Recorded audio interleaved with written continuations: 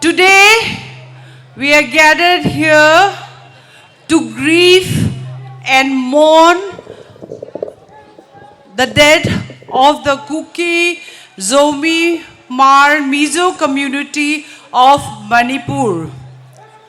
More than 200 people have lost their life in this conflict.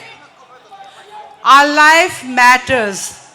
The life of our mother, our sisters, our brothers, and our toddler Tonsi. Lest we forget them. We are here to mourn and to grieve and to remember the life they have sacrificed for our tomorrow. We all know that horrendous human rights violation has been inflicted upon the Kuki Zo community of Manipur. The worst humankind violation has been inflicted. You can see the pictures here, how they died and how they were killed, how they were tortured. And we know who are the perpetrators. The Meitei mob, the Arambai Tengol, Meitei Lipun. But today, we should hold our heads high and then say to ourselves that we will not let their death go in vain. We will fight and we will defeat the evils, because the evil forces can be defeated by us easily. Believe in ourselves that we can defeat them. So now, one by one, we'll be relating our stories. I will start the story of Nu Don Ngai Ching Hangzo, who is 63 years old. Don Ngai Ching Hangzo is also known as Donnie, and she called herself also Deborah. She is the youngest of 8 siblings, and she belongs to Walveng, Hyangtam Lamka, Chochanpur. She belonged to a family who are quite affluent. When you talk of the tribal community, because her father and her grandfather were running a hardware store. And she was also one of the first girl among the Paite community to study in Don Bosco school. But in the 6th grade, what happened was that she started experiencing maniac episode, which were diagnosed by doctor as schizophrenia. From the age of 15 till the time she died, she was a mentally unstable woman. But in spite of the disease or the disability that she suffered, she led a very fruitful life, I must say. She was very, very witty. She spoke many languages. She can speak English, she can speak Hindi, she can speak all the dialect of Lamka, Mizo, Paite, Vaipe, Simte. She was very witty and she was very, very, very intelligent. So what happened was that because of her condition, she suffered from grand delusion and remained highly conscious of her surrounding. Consequently, she spent many years roaming the street like all mentally disabled people do. And in this process, she was molested and then she was harmed also. But at the same time, faced the challenges that her life has given her with bravery and with wits. She earned her livelihood. She valued her independence. She doesn't live with family. She was built a small hut in Lampel part by the church, EBC church, and she was very house proud. She have a flower pot with some money plants and and she grew gardens around her hut, and she was house proud. She was my cousin. So whenever she comes to my house and I tell her, please spend the night, she said, no, I have my own home. And then if I leave my house, then my stuff will be stolen by the drug addict of Lampel area. No? So she was very aware of that, even of that. So what happened was that knowing that she was away from her family, she was clever enough to earn her livelihood by working in people's home as a maid. We don't call her a maid, but she used to earn her living, her square meal by going and washing clothes, by doing dishes, and by mopping the houses of rich people living in Lampel part. There's so many officers, there's so many ministers living there in Lampel. So many times, when this problem happened on 3rd May, until the time she was killed on 6th July, what happened to her was that we invited her to come to go to back to Lamka, to go to the CRPF camp in Lamphelpal, but her answer was that God is there, protect me, and I will not be harmed. But of course, the radical rise, Arambai Tengol kidnapped her and shot her dead on 6th July 2023 when she was on her way to my house in Paiteveng. As it was her routine, she used to come to visit us whenever she lacked something in her home, be it rice or provision for her. She used to come and ask also for money. So because of her delusion that time and not knowing, in 6th July there was a full moon, and then her condition, her situation used to be affected by the moon. Whenever there is a full moon day, she used to become more and more disabled. So she was under illusion that we were still living in Paiteveng. When she came to visit us, she came by auto. She fought with the auto driver over the price of this thing because he was demanding 300 rupees and she had just 30 rupees in her pocket. Then the Meira Paibi surrounded her, captured her and asked her, where did you come from? She said, I'm coming from Lampel. They said, which tribe do you belong to? Then she said, I belong to Paite tribe. Then she started ranting and screaming because she was unstable. And not knowing that, they asked her name and she said Mary, because Mary happened to be her daughter's name. So what happened? They caught her, and while they were questioning her, I believe 2 young men, Meitei boy, came and shot her from her right ears. And then she was lying dead. She was lying in the rain, and the Meira Paibi covered her. The police came her and took her body and took her to the morgue in RIMS hospital. Till today, her dead body is lying there and it is rotting. We cannot go and claim her, but that body also, because we have no access to Infal. Secondly, we cannot even identify her body. Then they were going to. Oh, okay. Then the CBI came to me in Delhi, showed me the photograph and asked me to identify her. Because for Meitei people, her life doesn't matter. She was going to be an unidentified body. Even the social media has termed her, after her death, as a suicide bomber, which is so unfair, because she was a most gentle person and she would have never died. Donnie, you face a life that treated you unjustly, yet you persevered against all odds and followed your unique path. Your independence and courage were remarkable. Anyone acquainted with you or familiar with the story is aware of the falsehood that has circulated about you. May you find eternal peace, dear Donnie. Thank you. Next, I will request the other people to come and share the stories. Thank you.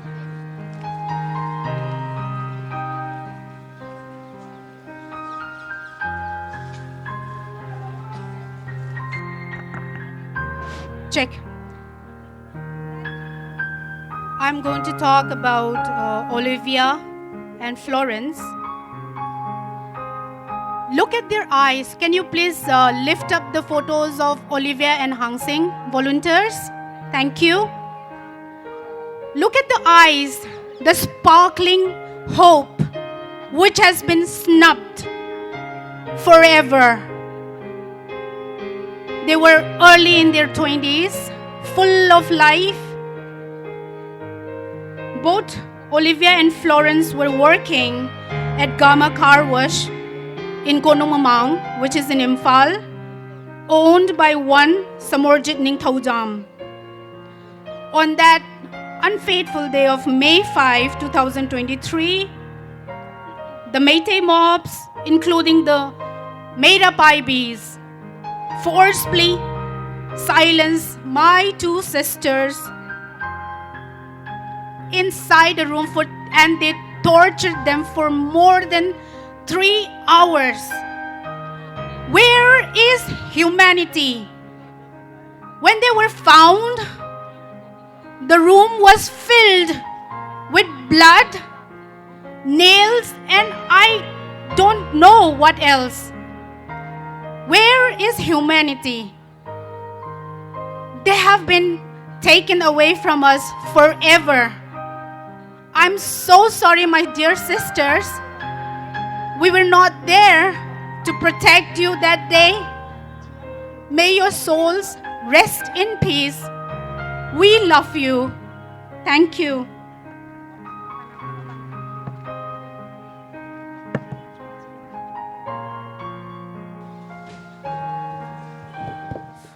Hello.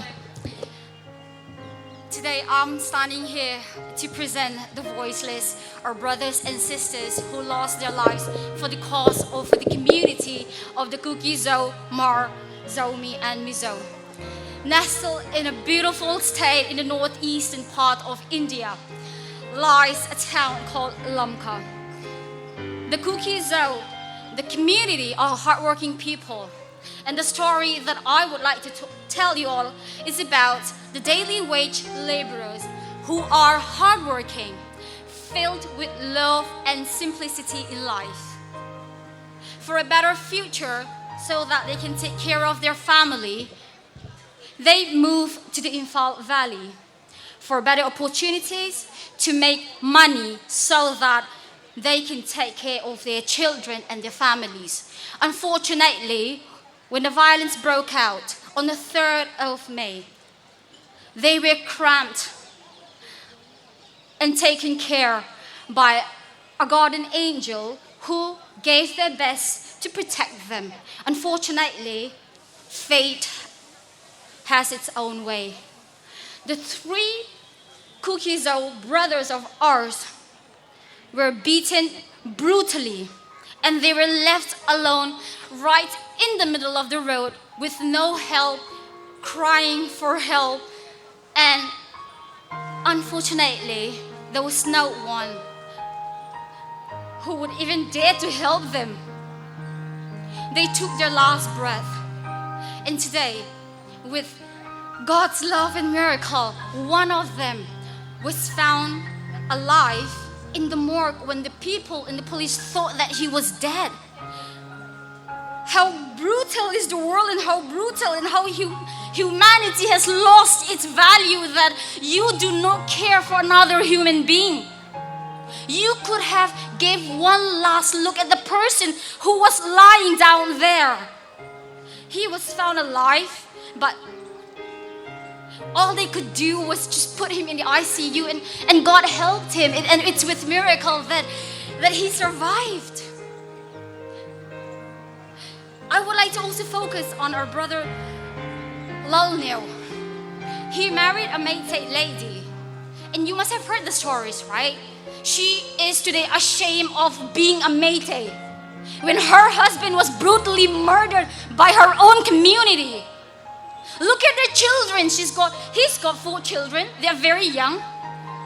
What will happen to them? Till today, the daughters and doesn't ask them, Mama, where is a daddy coming home? Where is daddy? What will she tell her children?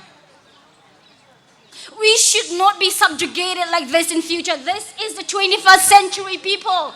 This is a gross against human rights violation, and we deserve to survive. We should stand up for all the people who have suffered and sacrificed their lives today.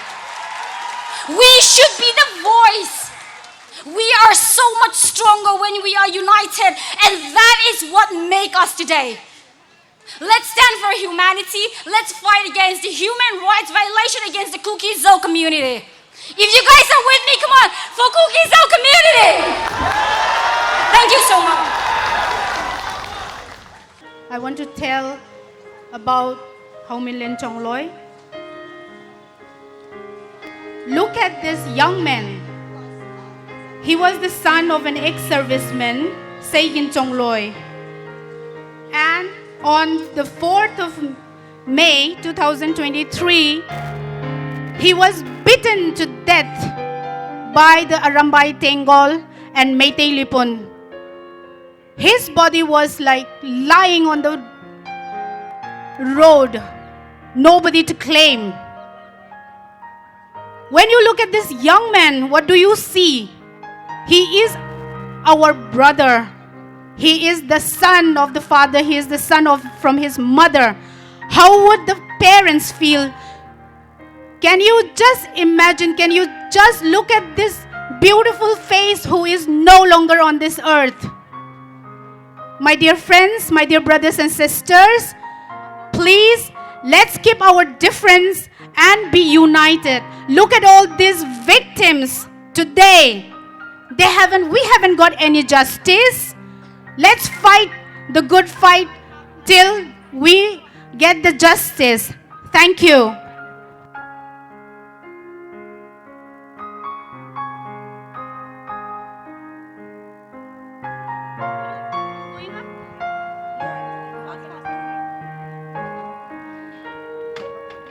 David Trigg. The name in itself may be just another name. What? He belonged to the Kuki Zo community. But now, after this conflict, just the mention of his name now sends shivers to the spine. He was just an ordinary boy who loves to play football. He was just a son to a father who greatly relied on his son to be the backbone of the family.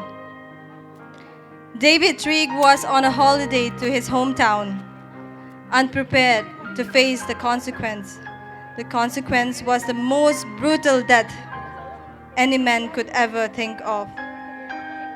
He was just not murdered. His death in itself was not enough to satisfy the hatred that they have towards the community.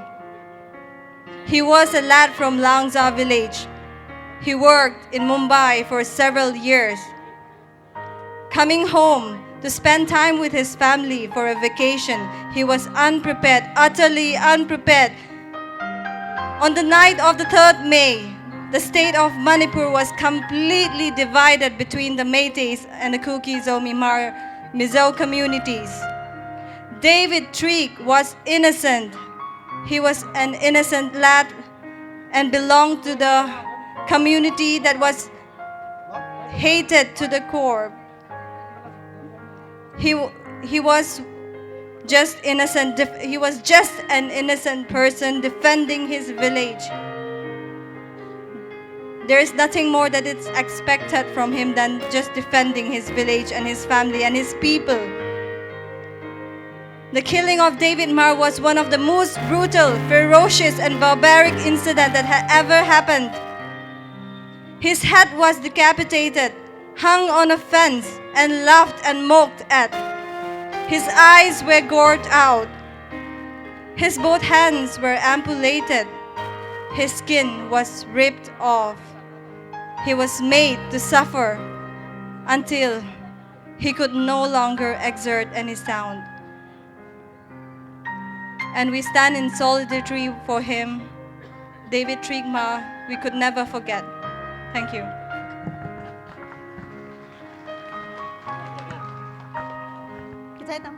Thank you, Dr. Tara and the Twitter warriors. Thank you so much. Brothers and sisters, ladies and gentlemen, it is not only these atrocities that we face, there is so much more going on. These are the supreme atrocities that we face. So now, I want to say it is the time for crying because of the pain the Métis and the state government give us. But we should not end by crying. There is so much more. Crying is not the solution, right? Fighting is the solution. Fighting the atrocities that have been done to us, fighting the injustice that have been done to us.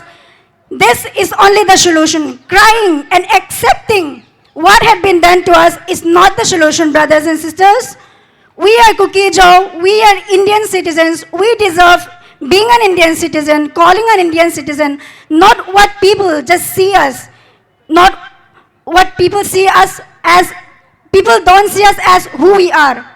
So we have to prove by ourselves that we are Indian citizens. We are not what people define us. We are what defined by ourselves and our forefathers and what our generations we will give them to. Okay, thank you, brothers and sisters.